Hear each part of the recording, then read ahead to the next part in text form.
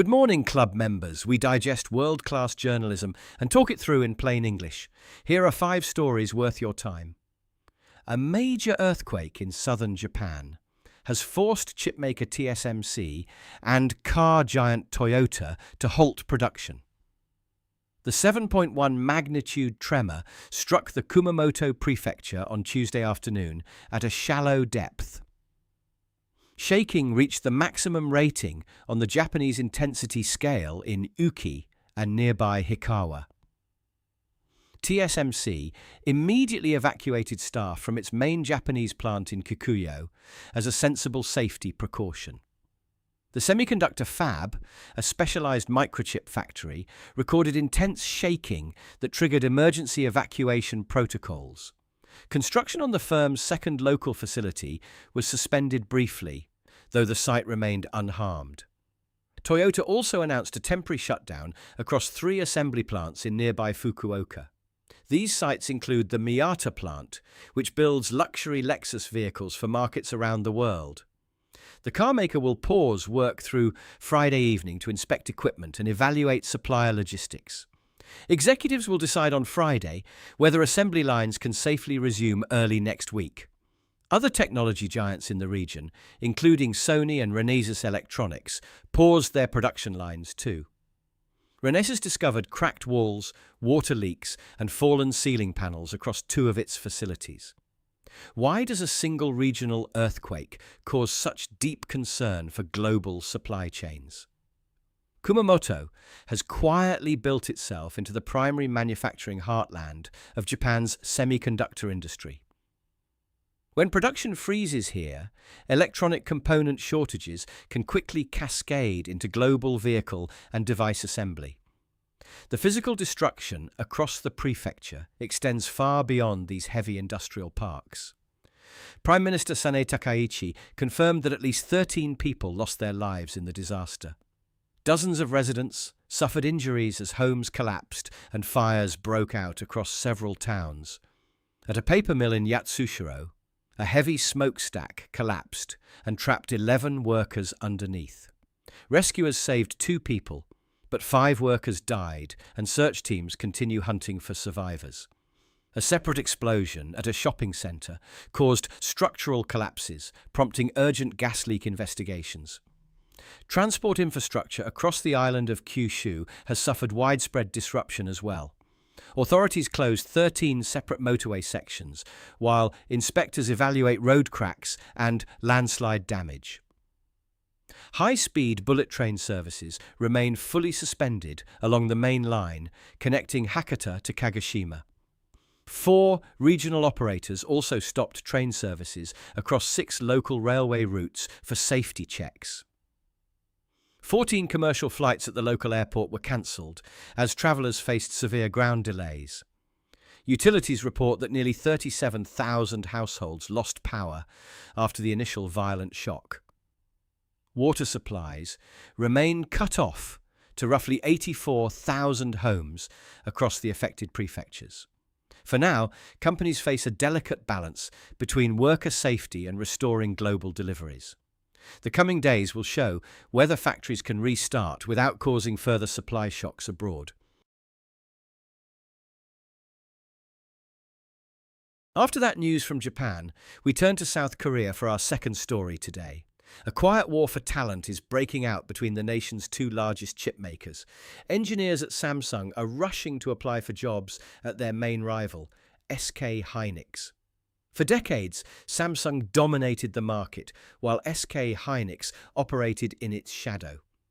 That old order changed quickly when artificial intelligence started to boom. AI hardware requires specialized memory chips, known as HBM, to feed rapid data. Years ago, Samsung cut its HBM team, assuming the market would remain small. At the same time, SK Hynix chose to double down on the technology. Today, SK Hynix leads the supply of these memory chips for major AI companies. That leadership has brought record profits to SK Hynix. This year, the company is paying employees a cash bonus of $476,000. That enormous payout dwarfs what most Samsung engineers receive. Samsung calculates annual bonuses differently, tying them to the earnings of each separate division. Workers in Samsung's memory unit expect around $400,000 this year. However, engineers in its logic chip division face a very different reality. Because that unit operates at a loss, their bonus is roughly $135,000. Many engineers feel that inequality is unfair after working long hours on difficult projects. As a result, frustration across Samsung research teams has boiled over. A recent internal survey revealed that 8 out of 10 logic chip engineers plan to leave. In some departments, almost entire teams of 30 people have submitted applications to SK Hynix. Even team leaders are quietly encouraging their staff to make the jump. More than 200 union members have already made the switch in just 4 months. To stem the tide, Samsung agreed to pay out a portion of profits over 10 years. However, that deal relies mostly on company stock that takes 3 years to vest.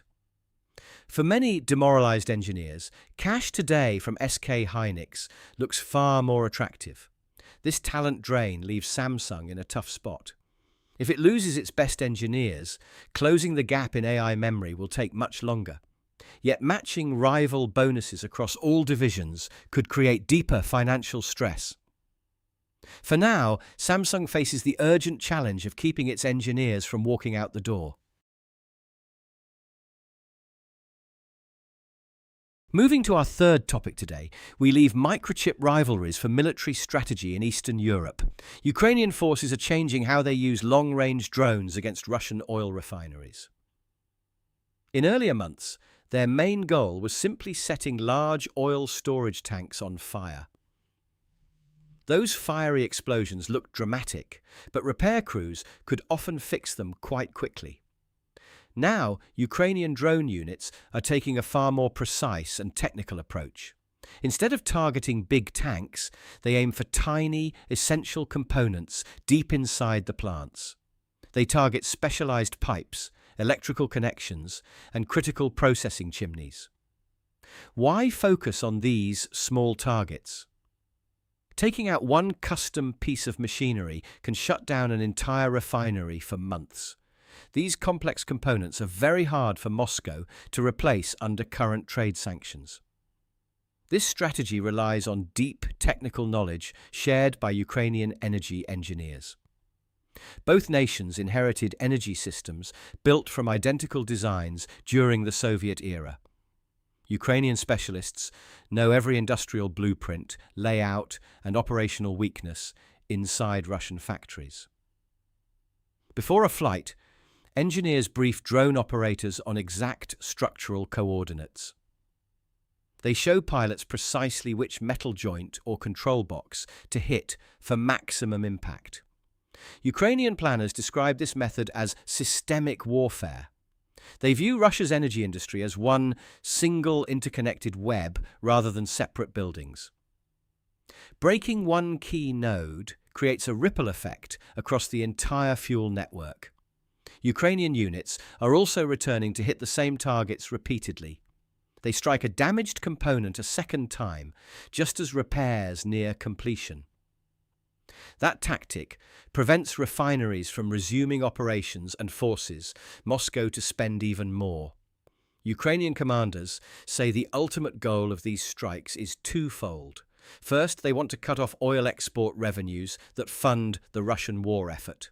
Second, they aim to disrupt fuel supplies, moving directly to Russian troops at the front.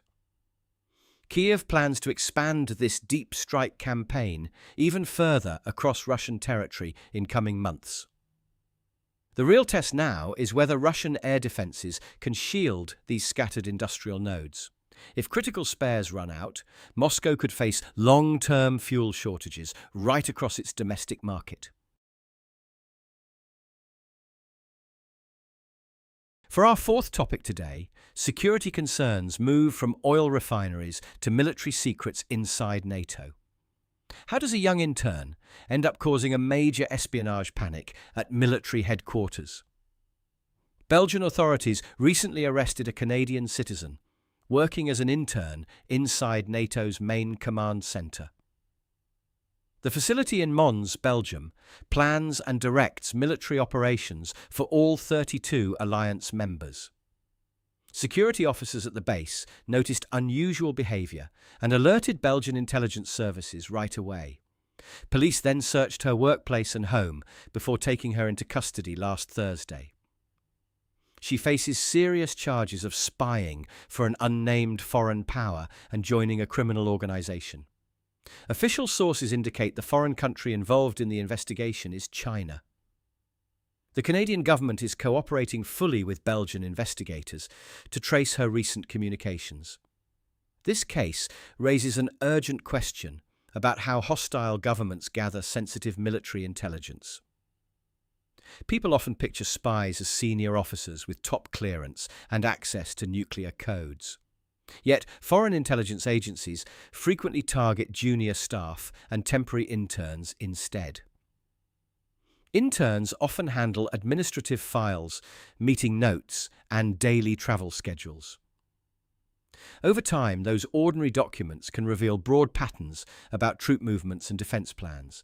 Why would Beijing focus so heavily on a European military command centre? Geographically, China sits thousands of miles away from Western Europe and North America.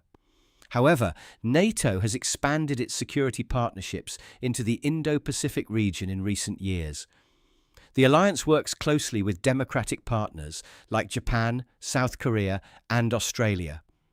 Beijing views those growing partnerships as an effort by Western nations to limit Chinese regional power. Chinese officials also criticize NATO for providing weapons and logistical help to Ukraine. Gaining access to NATO's core command centre gives Beijing direct visibility into Western defence strategy. The big uncertainty now is how much confidential material was compromised during her internship. Officials are reviewing digital records to see if sensitive files left the secure building. Western nations will likely tighten security vetting for temporary workers across all military facilities. As espionage tactics evolve, screening temporary staff is becoming just as important as protecting physical borders. Finally today, after that Belgian security story, we turn to big business in Washington. Shareholders in the giant chipmaker Intel are suing the US government. They are fighting an aggressive move by the administration to take company shares. Under recent agreements, the state gives grant money in exchange for equity. That means the government becomes a part owner in private commercial firms. Originally, Intel was promised funding under a law boosting the chip industry. Now, officials are demanding actual stock before paying out those grants. The administration has already struck about 30 similar deals across critical sectors. These trades cover microchip makers, power companies, and mineral technology startups. A new defense team handles these deals, managing up to $200 billion. However, Intel shareholders argue this strategy sits on very shaky legal ground. In past decades, Washington offered subsidies or loans without taking equity. Investors say existing defense laws were never intended for state ownership. They worry that the process lacks transparency and risks favoring certain companies. Without clear rules, taxpayer money could easily be squandered on bad deals. Yet there is a compelling counter-argument for state involvement. Leaving strategic industries entirely to private markets can create dangerous gaps. Years ago, America lost its lead in rare earth materials to foreign rivals. Microchips and rare earth elements are vital for modern defense systems. Some experts believe government stakes can secure these vital supply chains. They argue that protecting national security is ultimately the state's duty. Now, the tough choices fall back on lawmakers in Congress. They must decide whether to reauthorize key defense laws by September 30th. Congress could give explicit legal cover for taking equity in private companies. Lawmakers also plan to create federal stockpiles for critical raw minerals. They need to draw firm guardrails to keep market practices fair. Without clear boundaries, public support for national industrial policy could vanish. That brings us to the end of our 5 stories for today.